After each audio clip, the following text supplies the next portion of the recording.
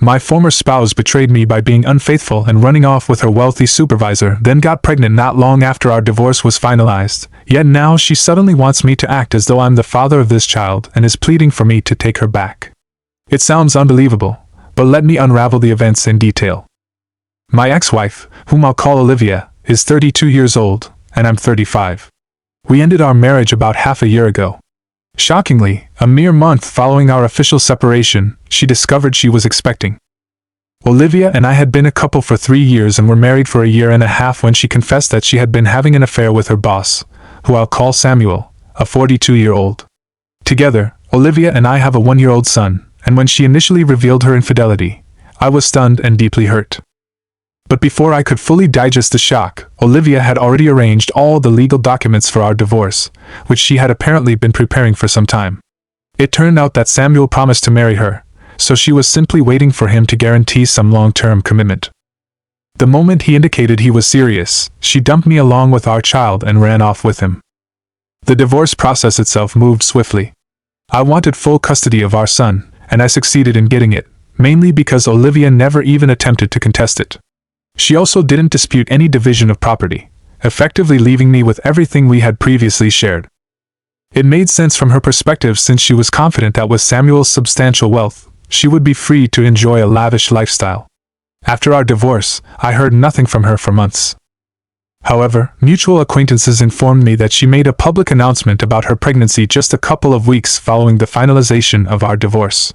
I can't confirm how far along she was, nor does it matter to me, because as far as I was concerned, she was out of my life and I intended it to remain that way. That divorce impacted me profoundly, mostly because, unlike her, I had genuinely cared for her. I believed our 3-year relationship was authentic. Yes, I always suspected she might be somewhat materialistic, but I never imagined that her love of wealth could drive her to discard our bond so easily. I was managing reasonably well on my own. Working as an oncologist provides a decent income, but there's no denying that Samuel is significantly wealthier. He owns the very company where Olivia was employed. Even as they grew closer at the workplace, I never viewed him as a real threat. I assumed they were merely good friends, and I didn't experience any jealousy. Deep down, I was convinced Olivia cherished me the same way I loved her. Regrettably, I was proven terribly wrong. If she'd had any genuine affection for me, she wouldn't have walked away so effortlessly. I could almost understand if she found it easy to end things with me, but abandoning her own son in the process was, and still is, incomprehensible to me. Not once in the past 6 months did she inquire about our child's well-being. That level of indifference made it easier for me to resent her, and I believe it's what she deserves. When she left, she tried to rationalize it by claiming I was never present, that I worked far too many hours, unlike Samuel, who allegedly lavished her with time and attention. However, her words held little weight because I knew the real reason was his money. When I confronted her with this idea, that she was walking out on me for someone wealthier, she erupted in insults and attempted to paint me as a terrible person for insinuating such a motive. Deep down, she knew it was the truth. Months passed without contact. But then, out of nowhere, she reached out to me, and no surprise, it was about money. This validated everything I suspected. Recently, I was designated the sole heir to my uncle's fortune. For context, my uncle was a real estate mogul who never married nor had children, but he and I shared a close bond. He built up a real estate empire and owned one of the biggest companies in the state. I always knew he was fond of me, but the fact that he left everything to me still came as a shocking revelation. The assets are currently under evaluation, yet I'm aware his estate is valued at over $2 million, and that figure doesn't even account for the worth of his other properties and holdings. He bequeathed his company to me as well, although I have no interest in actively managing it. Thankfully, he left behind specific instructions. If I chose not to run the company myself, I could appoint his CFO as the CEO, which is precisely what I did. This way, I continue to profit from whatever the business earns without shouldering the day-to-day responsibilities. In fact, I can comfortably retire right now if I so choose. But I enjoy my profession, so I intend to keep working. Plus, having this sudden infusion of wealth means I can be more generous in charitable endeavors, a prospect I genuinely appreciate. Yet my own virtuous ambitions pale in comparison to Olivia's cunning intentions. A week ago, I went out with some friends for dinner and drinks and revealed the news of my inheritance.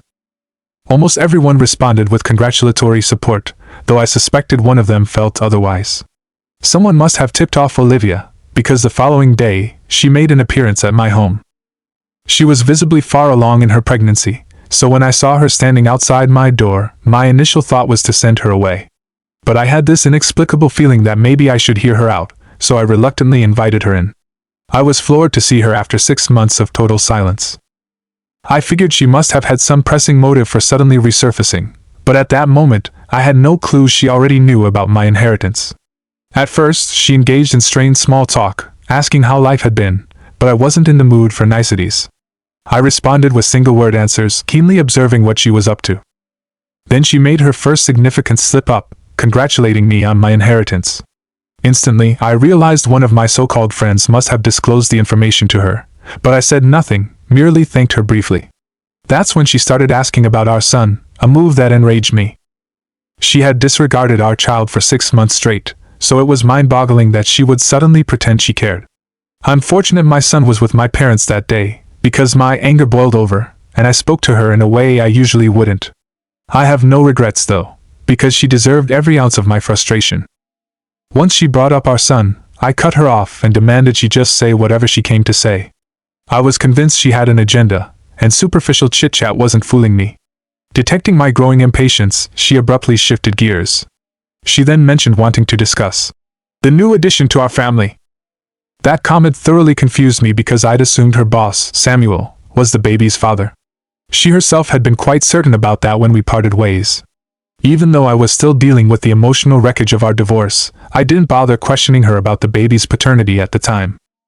I presumed that once the baby was born, a DNA test could clarify everything if necessary. Meanwhile, I had no interest in involving myself with her pregnancy unless it actually turned out to be mine. If that sounds cold, it was the truth. And I doubted she cared, because she made it explicitly clear that she believed the child was Samuel's. Hearing her now refer to this unborn child as part of our family floored me. To probe her intentions, I asked if she was confident about the paternity. If the baby wasn't mine, I wanted no further conversation. She avoided giving me a direct answer, instead saying she could take a paternity test if I insisted. But then she added a bizarre twist. Regardless of biological reality, she believed that because the baby was conceived when we were still legally married, I possessed an equal right to the child. Apparently, we were overdue for a discussion on this topic because she was only a few weeks away from her due date. Then she dropped the biggest surprise of all. She wanted my name on the birth certificate, claiming it would be better for both children to share the same surname. I sat there for a good couple of minutes, too stunned to speak. Eventually, I gathered my thoughts and immediately rejected the idea. I couldn't help it. I actually laughed in her face. It was so painfully obvious. She was angling to secure the baby's future, and hers, via my newly acquired wealth. Since she'd already discovered that I stood to inherit more than Samuel might ever have, she was spinning a new narrative. I told her point-blank that she was out of her mind if she expected me to endorse such a scheme, and then demanded she leave. But instead of leaving, she stubbornly remained, attempting to rationalize her request. She kept going on about how important it was for our son to have a close bond with his upcoming sibling, especially if they shared a surname. She claimed it was all for the children's benefit, trying to convince me that she was considering how they would form a family connection. But I wasn't buying it for a second. She had gone 6 months without even a minimal show of concern for our son. If she had truly cared about him and potential siblings, she would have stepped up to her maternal responsibilities long ago. Frustrated, I informed her that if a paternity test proved the child belonged to me, I'd consider some arrangement, but if the baby wasn't mine, I flatly refused any discussion.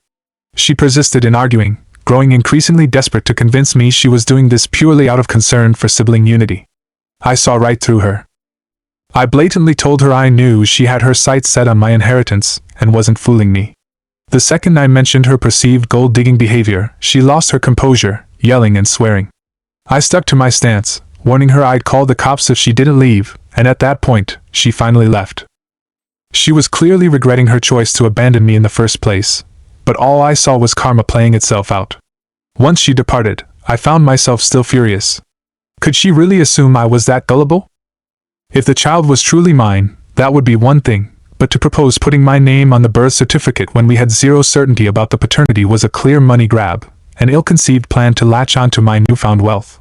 Had she approached me about doing a paternity test first, I might have seen some hint of sincerity. But as it stood, she was plainly looking for a piece of my inheritance. I couldn't let it go. I wanted some form of payback, although I had done nothing so far to retaliate.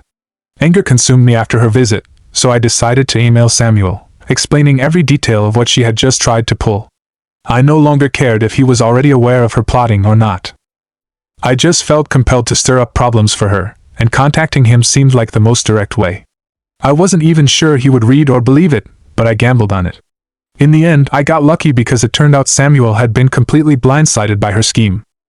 He never replied to my email, but from mutual acquaintances, I learned it sparked a monumental argument between him and Olivia. I'm not surprised. Anyone in his shoes would feel betrayed if their fiancée tried to pin her unborn child on another man for financial gain. Yet, Olivia chose the wrong tactic after Samuel confronted her. Instead of taking responsibility, she began launching attacks against me, blaming me for everything. She plastered social media with rants, roping in our mutual friends, urging them to convince me to clear her name with Samuel. I couldn't understand what setting the record straight meant because my email to him was already forthright and honest. The majority of our friends are on my side anyway. They agree that my emailing him was entirely justified, though I'm a bit unsettled by the fact that one of these same people must have leaked my inheritance info to her in the first place. I don't know who betrayed my confidence. Everyone denies telling her. Regardless, Olivia's continued outbursts are exasperating. For the past week, she's made daily social media posts portraying me as some spiteful ex-husband envious of her glamorous life and bent on destroying her new relationship. She fabricates claims that she only visited me to see our son, insisting I've kept him away from her, and that we had a big fight because I refused to allow her to have contact with him. She's trying to paint me as the villain who withholds visitation. In reality, I've intentionally minimized all contact with her because her manipulative presence isn't healthy for me or our child. Despite my efforts, she refuses to stay silent, continually painting me as the oppressor and herself as the victim. She's even garnered comments from strangers sympathizing with her, people who don't know me or the real situation. It's clear she's chasing pity to reconcile with Samuel by distorting what actually happened. But I'm not okay with her attempts to smear my name for her own ends. I contemplated going public with the real story, the full truth about how she asked me to be on the birth certificate of a baby she openly acknowledged might not be mine, all because she wanted to line herself up for some of my inheritance. The reason I delayed was that I knew it would ruin her reputation. I also knew Samuel would almost certainly dump her, and if she's not even married to him yet, that's quite a precarious position for her. Eventually, I decided I was more than justified in defending my own honor. I posted my side of things online for everyone to read. I blocked her after the divorce, so I had to unblock her so she could actually see the post. Many of our mutual friends immediately stood by my story. Even though I believe I'm in the right regardless of public opinion, I must confess that having their support is reassuring. It's satisfying to see her attempts to gain sympathy unravel. Word has it she was forced to return to her parents' home because Samuel refuses to let her live with him, at least not while this conflict rages on. About a week and a half passed after I emailed Samuel. While he never answered me directly, I've heard plenty through the grapevine, and I know his relationship with Olivia is on the rocks. Frankly, I'm grateful. She left me and abandoned our son for a wealthier man, and Samuel was the interloper who shattered our home. It's gratifying to see fate catch up with them both. Whether or not they learn a lesson from this, I'm no longer bothered. I'm now financially secure, and my son and I can move on and find our own happiness. We're even planning a vacation in a couple of weeks. Between my demanding job and all the drama, I'm long overdue for some rest. With closure finally coming into view, I'm eager to recharge and return with renewed focus. The only nagging question is which of my friends betrayed my confidence by divulging my windfall to Olivia. I've tried to pinpoint the leak by asking everyone, but all of them swear they weren't responsible. These are longtime friends, so I hate suspecting any of them. Still, someone has to be lying. Regardless, I'm done letting that worry me. I'm far more interested in enjoying life and planning this trip with my son. Then, out of the blue, Olivia showed up at my door again. This time, my child was home. The moment I spotted her, I told her to go away because I was convinced her motives had nothing to do with seeing him, but rather picking another fight. I was determined that my son not witness me losing my temper the way I typically do in her presence. She has a special talent for infuriating me. But she refused to leave, insisting she had the legal right to visit her son. She was correct, and I didn't want to violate any court orders. I had no choice but to let her in. I hated being forced into that situation, but I could see no alternative. I've since consulted my attorney about restricting her visits to supervised ones so I can ensure she doesn't just pop into our lives whenever she gets the urge. Her pattern of absence and reappearance has already caused enough turmoil for our child. I want to protect him from any more emotional whiplash. When Olivia walked in, my son was initially puzzled. After all, he had gone months without seeing his mother. Yet he brightened up once he realized who she was. Curiously, she ignored me entirely, as though I wasn't even there, and spent time with our son. However, as she was preparing to leave, I caught her using her phone to record multiple videos of him. I spoke up, telling her in no uncertain terms I didn't want any of this footage posted online. I'm not comfortable with our child being plastered on social media before he's old enough to have a say. She simply offered some flimsy excuse about wanting the videos for personal reasons in case she missed him. I doubted the sincerity of that, but arguing further seemed futile.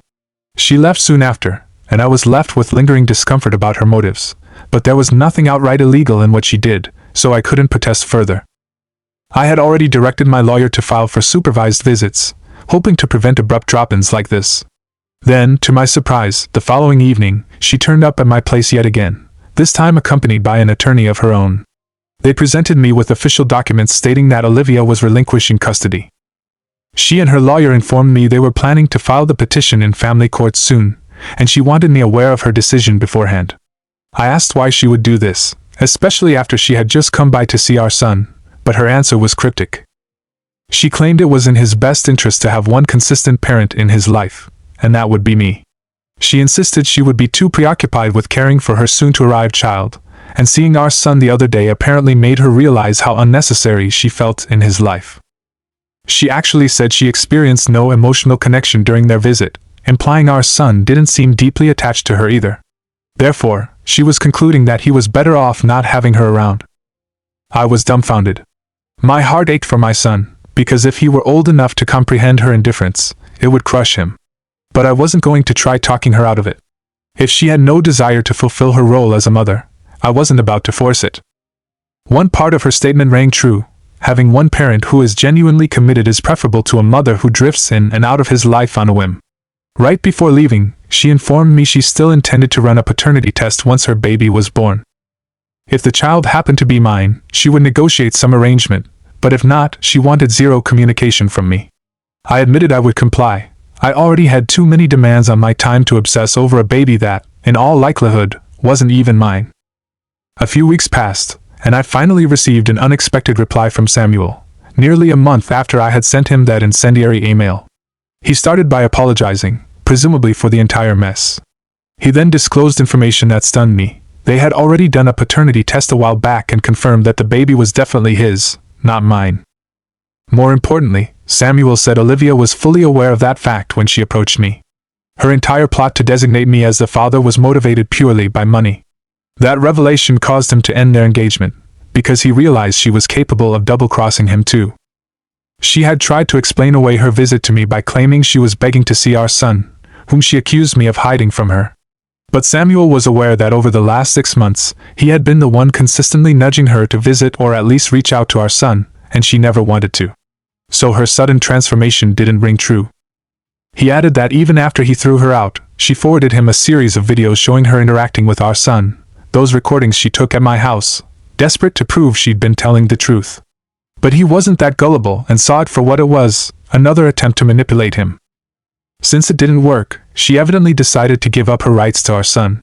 Samuel confided that while they're still preparing to co-parent their child together, she's already demanding a hefty amount of child support from him.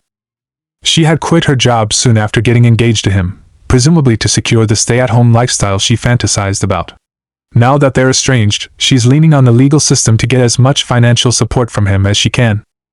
Meanwhile, I'm simply relieved that this chapter of my life is closing. Olivia and I will soon finalize my sole custody arrangement for our son, and I'm completing the inheritance process from my late uncle, which sets me up in a comfortable position. Reflecting on all that's transpired, I'm in a much better place than I was half a year ago. The heartbreak was intense, and I never dreamed circumstances would unfold quite like this. Yet at this juncture, I feel an overwhelming sense of gratitude. I have my child and a secure future, and I've distanced myself from Olivia's toxic drama. Life is full of unanticipated twists, But I'm proof that sometimes those curveballs can lead to unexpectedly positive outcomes, and I'm ready to embrace whatever comes next, on my own terms.